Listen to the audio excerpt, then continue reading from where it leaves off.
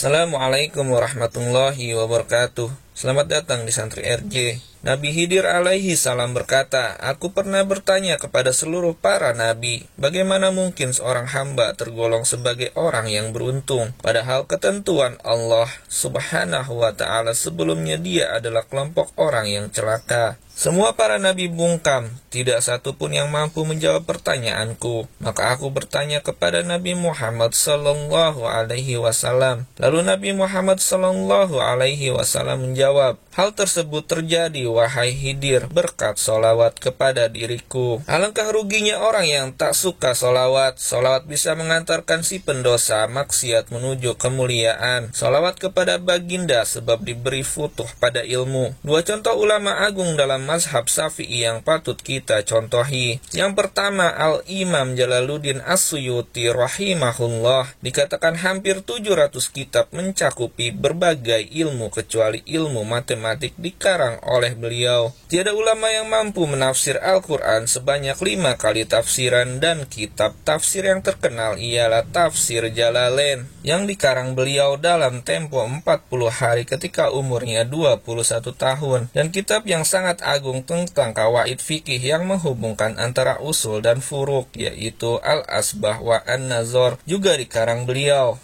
Yang kedua, Syekh Abdul Wahab As-Sa'roni juga tidak kurang hebatnya dengan pelbagai yang dikarang oleh beliau, terutama dalam bidang tasawuf. Apa rahasianya? Imam As-Suyuti menghabiskan dalam sehari bersolawat kepada baginda Nabi Sallallahu Alaihi Wasallam sebanyak 50.000 kali. Syekh Abdul Wahab As-Sa'roni bersolawat sehari kepada baginda sebanyak 23.000 kali, sehingga beliau merasakan ia jumlah yang banyak. Namun setelah mengetahui Imam Suyuti berselawat sebanyak 50.000 kali sehari, beliau juga menjadikan solawat 50.000 kali sebagai rutin hariannya. Maka keduanya ulama yang sangat agung dan keberkatan itu mengalir sampai ke hari ini. Maka rahasia futuh tersebut terletak pada solawat dan cinta mereka kepada baginda Nabi Sallallahu Alaihi Wasallam.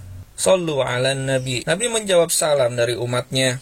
Jawaban salam dari Rasulullah ini dijelaskan dalam hadis sahih berikut dari Abu Hurairah bahwa Rasulullah Shallallahu Alaihi Wasallam bersabda, "Tidak ada seorang pun yang membaca salam padaku kecuali Allah mengembalikan ruh kepadaku hingga aku menjawab salamnya." Hadis riwayat Abu Dawud dan Baihaqi. Apakah ini hanya berlaku jika menziarahi makam Nabi saja? Tentu tidak. Seperti dalam hadis berikut dari Ali bin Abi Thalib bahwa Rasulullah Shallallahu Alaihi Wasallam bersabda, "Sungguh salam kalian sampai padaku dimanapun kau berada." Hadis riwayat Abu Ya'la. Yang kedua, Nabi menjawab doa solawat dari Hasan bin Ali bahwa Rasulullah Shallallahu Alaihi Wasallam bersabda, "Dimanapun kalian berada, bacalah solawat kepadaku, sebab solawat kalian dihaturkan kepadaku." Hadis riwayat Tabrani. Dari Anas bin Malik bahwa Rasulullah Shallallahu Alaihi Wasallam bersabda, "Barang siapa membaca solawat 1 kali untukku, maka aku doakan rahmat 10 kali untuknya." Hadis riwayat Tabrani. Para perawinya terpercaya. Semoga kita dijadikan seorang yang bisa meniru salafus soleh yang ahli solawat. Wasilah solawat mencapai surga. Habib Musa Qazim Asgaf, ada seorang wanita di Tarim yang selalu melazimkan solawat dalam hidupnya sepanjang hari. Suatu hari wanita tersebut berpulang dan kemudian dikuburkan. Anak dari wanita itu kemudian bermimpi dengan ibunya. Dia melihat ibunya duduk di sebuah singgasana. Dia kemudian mendatangi ibunya dan bertanya, "Duhai ibu, bagaimana keadaan ibu setelah kematian dan dikuburkan?"